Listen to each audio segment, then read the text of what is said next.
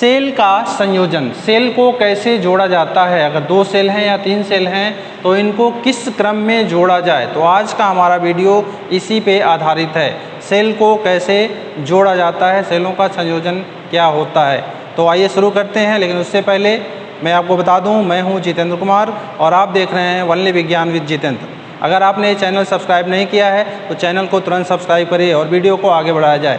सेलों का संयोजन, देखिए सेलों को संयोजन से पहले हमने पढ़ लिया था कि रेजिस्टेंस को कैसे जोड़ते हैं, प्रतिरोधों को कैसे जोड़ते हैं, जिसमें 2 विधियाँ आई थी, जिसमें श्रेणी क्रम आया था और समांतर क्रम आया था। और हमने क्या पढ़ा था, संधारित्रों का संयोजन, वहाँ भी हमने देखा था श्रेणी क्रम संयोजन और समांतर क्रम संयोजन। यहाँ भी अगर सेलों को जोड़ेंगे तो मुख्य रूप से 2 ही क्रम होंगे, और वो 2 क्रम कौन से होंगे। पहला होगा श्रेणी क्रम संयोजन, श्रेणी क्रम संयोजन, और दूसरा होगा समांतर क्रम संयोजन, दूसरा होगा समांतर क्रम संयोजन। 2 विधियां हैं, और दोनों को अगर मिला दिया जाए तो एक तीसरी भी विधि आ जाती है, जिसको हम कहते हैं मिश्रित संयोजन, मिश्रित क्रम, मिश्रित क्रम, इसको कहा जाता है मिश्रित क्रम। यानी सेलों को हम 2 तरह से जोड़ सकते हैं, श्रेणी क्रम संयोजन और समांतर क्रम संयोजन, और फिर दोनों को मिक्स करते हैं तो आ जाता है मिश्रित क्रम संयोजन। तो आज हम देखते हैं ये श्रेणी क्रम संयोजन क्या होता है। सेलों को अगर श्रेणी क्रम में जोड़ते हैं तो उनका तुल्य विद्युत वाहक बल कितना होता है, या उसका जो रेजिस्टेंस होता है, आंतरिक जो इंटरनल रेजिस्टेंस होता है, वो कितना आता है, किस में हम जोड़ें तो फ़ायदा है। तो आज हम देखते हैं श्रेणी क्रम संयोजन। तो पहला है श्रेणी क्रम संयोजन। ये श्रेणी क्रम संयोजन में क्या करेंगे, देखिए, तो पहले हम सेल को क्या करेंगे, श्रेणी क्रम में जोड़ देंगे। मान लीजिए ये सेल है, इसका इंटरनल रेजिस्टेंस कहीं यहाँ बना रहा है, ये सेल है, इसका इंटरनल रेजिस्टेंस कहीं यहाँ बना रहा है, ये एक सेल है, इसका इंटरनल रेजिस्टेंस कहीं यहाँ बना हुआ है। इस तरह से हम जो है n सेल ले रहे हैं और n सेलों को इस तरह से श्रेणी क्रम में जोड़ दे रहे हैं। ये श्रेणी क्रम में जुड़ गए। यहाँ पर एक हम बाह्य प्रतिरोध यानी एक लोड जोड़ दे रहे हैं, जिसको हम कैपिटल R से लिख रहे हैं। यहाँ एक कुंजी लगा दिया और इस तरह से एक श्रेणी क्रम संयोजन बना लिया, किसका, सेल का। यानी सेल को हमने श्रेणी क्रम में जोड़ दिया। मान लीजिए सेलों के जो विद्युत वाहक बल हैं वो क्रमशः E1, E2, E3 and dot dot En हैं, क्योंकि इसमें कितने सेल जुड़े हुए हैं, n सेल जुड़े हुए हैं। इसी प्रकार इसका जो इंटरनल रेजिस्टेंस है वह R1, R2, R3 and dot dot Rn है। इस सेल को थोड़ा सा हम ऐसे कर देते हैं कि ये एक सेल है, दूसरा सेल ये है, तीसरा ये है, और n वां सेल ये है। इसको हमने श्रेणी क्रम में जोड़ रखा है और बाह्य प्रतिरोध R है। तो इसको लिख लिया जाए, माना n सेल जिनके विद्युत वाहक बल क्रमशः E1, E2, E3 and dot dot En है, एवं आंतरिक प्रतिरोध क्रमशः R1, R2, R3 and dot dot Rn हैं, श्रेणी क्रम में जुड़े हैं। श्रेणी क्रम में एक बाह्य प्रतिरोध या बाह्य लोड कह लीजिए, बाह्य प्रतिरोध कैपिटल R से जुड़े हैं। ये हमारा जो है ये एक परिपथ बना हुआ है जिसमें n सेल जुड़े हुए हैं, internal resistance R1, R2, R3 and Rn है, तथा विद्युत वाहक बल क्रमशः क्या है, E1, E2, E3 dot dot En है। तब यदि परिपथ में धारा विद्युत धारा की बात करें, धारा I प्रवाहित होती है, I प्रवाहित हो रही है, तो विद्युत धारा I इक्वल टू परिपथ का कुल विद्युत वाहक बल, लिख देते हैं I इक्वल टू परिपथ का कुल विद्युत वाहक बल अपान परिपथ का कुल प्रतिरोध। अब यहाँ ध्यान दीजिए, ये सेल हैं, इनके विद्युत वाहक क्रमशः E1, E2, E3, इनको जो है हमने क्या किया, श्रेणी क्रम में जोड़ दिए हैं। इसका मतलब है कि इसमें जो विद्युत वाहक बल लग रहा है इनके योग के बराबर होगा, यानी कुल जो परिपथ में विद्युत वाहक बल है वह हो जाएगा E1 plus E2 plus E3 plus and so on plus En। और कुल प्रतिरोध कितना होगा, तो देखिए बाह्य प्रतिरोध हमने R लगाया हुआ है और आंतरिक प्रतिरोध क्रमशः R1, R2, R3 dot dot Rn है। ध्यान दीजिए, देखिए परिपथ में हमने क्या लगाया है, बाह्य प्रतिरोध R लगाया हुआ है और इसके इंटरनल रेजिस्टेंस क्रमशः R1, R2, R3 dot dot Rn है।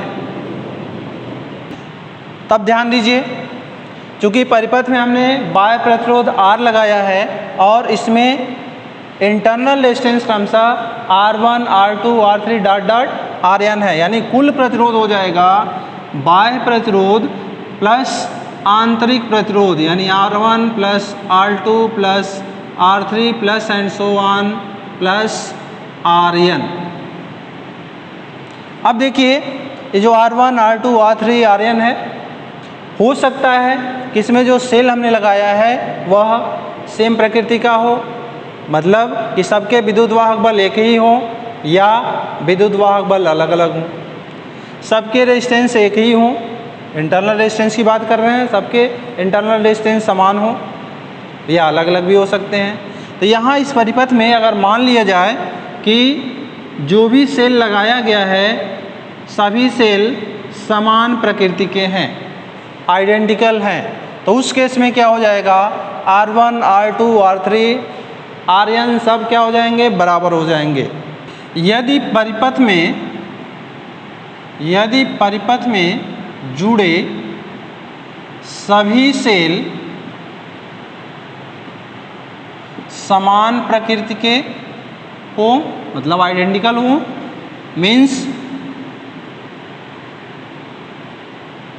मीन्स क्या होगा, E1 equal to E2 equal to E3 equal to En equal to हम लिख सकते हैं E, तथा R1 equal to R2 equal to R3 equal to and so on Rn equal to हम लिख सकते हैं R, या हम लिख सकते हैं I equal to E plus E plus E plus and so on कहाँ तक, N तक, अपॉन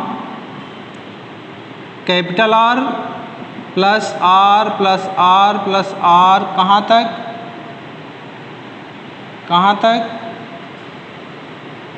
N तक। या लिखा जा सकता है I equal to N into E by R plus N into small r। ये हमारा एक फार्मूला मिल गया कि यदि परिपथ में समान प्रकृति के n सेल श्रेणी क्रम में जुड़े हों तो उनमें बहने वाली धारा I का मान NE अपान capital R plus N into small r के बराबर होता है। अब यहाँ कुछ कंडीशन लिए जा सकते हैं, कुछ कंडीशन बताए जा सकते हैं। मान लीजिए R का मान यानी कैपिटल R का मान, यानी परिपथ में जो लोड लगाया गया है उसका मान NR से बहुत अधिक हो, यानी इंटरनल रेजिस्टेंस के कंपैरिजन में जो बाह्य प्रतिरोध है उसका मान बहुत अधिक हो। इसे हमने यहाँ लिख दिया। आगे बढ़ाया जाए, इसमें हम फर्स्ट कंडीशन लिख रहे हैं, यदि NR यानी कि इंटरनल जो रेजिस्टेंस है सेलों का, टोटल की बात कर रहे हैं, यदि NR is much less than capital R, यानी जो बाह्य प्रतिरोध है उसकी तुलना में इंटरनल रेजिस्टेंस का मान क्या हो, बहुत ही कम हो, तब यहाँ से इसको हम छोड़ सकते हैं यानी जीरो कर सकते हैं। या तब क्या होगा, तब I equal to NE by capital R, और E बाई कैपिटल R वास्तव में है क्या, E बाई R एक सेल द्वारा परिपथ में बहने वाली धारा है, तो उसमें N को मल्टीप्लाई कर दिया, मीन्स हो गया कि N सेल द्वारा जो परिपथ में धारा बह रही है। यानी यहाँ से आपको ये मिल सकता है कि यदि हम सेलों को श्रेणी क्रम में जोड़ें और उनके इंटरनल रेजिस्टेंस बहुत ही कम हो, तो उस दशा में सेल में बहने वाली धारा उन सभी सेलों के कारण बहने वाली धारा के योग के बराबर होता है। समझिए यहाँ से, यदि सेल को श्रेणी क्रम में जोड़ा गया है, इंटरनल रेजिस्टेंस उनके बहुत ही कम है एज कंपेरिजन टू लोड, तब क्या होगा, उस दशा में परिपथ में बहने वाली धारा उन N सेलों के कारण बहने वाली धारा के योग के बराबर होता है। एक सेल द्वारा कितनी धारा बह रही है, E बाई R, तो N सेल द्वारा कितनी बह रही है, N into E by R, यानी N सेल के कारण बहने वाली धारा के बराबर होता है, यानी योग के बराबर। अर्थात हम लिख सकते हैं,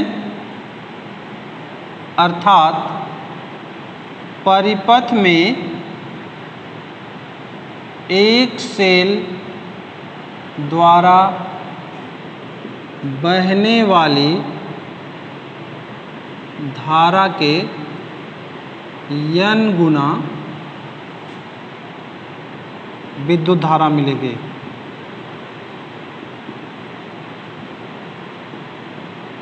विद्युत धारा मिलेगी। ध्यान दीजिए, इसमें हमने क्या बताया कि एक सेल द्वारा जो धारा बह रही है उसके N गुना धारा मिलेगी। कब, जबकि सेल का आंतरिक प्रतिरोध बाह्य प्रतिरोध की तुलना में बहुत ही कम हो। सेकेंड कंडीशन में देखिए, यदि NR is much greater than capital R, यानी जो परिपथ में आंतरिक प्रतिरोध है उसका मान बाह्य प्रतिरोध की तुलना में बहुत ही अधिक हो, तब क्या हो सकता है, तब हम R को जीरो कर सकते हैं, कैपिटल R को जीरो कर सकते हैं। तब I इक्वल टू क्या मिल जाएगा, NE बाई, इसको क्या कर सकते हैं, जीरो हटा देते हैं, क्या मिलेगा, NR, या I equal to E by R। अब I equal to E by R क्या है, तो भाई परिपथ में बहने वाली धारा है, किसके द्वारा, एक सेल के द्वारा। अब देखिए यहाँ पे थोड़ा कन्फ्यूजन आपको होगा, ये स्मॉल r दिया हुआ है और यहाँ पर क्या है, कैपिटल R आप जोड़े हुए हैं। श्रेणी क्रम में, चूंकि इसको श्रेणी क्रम में जोड़ा गया है, तो जो प्रतिरोध होगा, जो ये, इसको हम कह रहे हैं कि आंतरिक प्रतिरोध की तुलना में क्या है, बहुत ही कम है, यानी ये हट गया। बचा क्या, यही तो परिपथ में बचा, यानी एक सेल द्वारा जो बहने वाली धारा क्या मिलेगी, E बाई R ही तो मिलेगी। तो ये कब कहा जा रहा है कि यदि NR यानी आंतरिक प्रतिरोध बाह्य प्रतिरोध की तुलना में बहुत ही अधिक हो, तो इसको नेग्लेक्ट कर सकते हैं, और तब क्या होगा, I equal to E by R, यानी एक सेल द्वारा बहने वाली धारा होगी। मीन्स ये होगा कि यदि हम ऐसे सेलों को जोड़ रहे हैं जिनका आंतरिक प्रतिरोध बाह्य प्रतिरोध की तुलना में बहुत ही अधिक हो, तो उस केस में यदि हम श्रेणी क्रम में सेल को जोड़ रहे हैं, तो श्रेणी क्रम में जोड़ने से हमें कोई फ़ायदा नहीं होगा। चाहे हम एक सेल जोड़ें और चाहे N सेल जोड़ें, धारा का मान एक सेल के बराबर ही मिलेगा।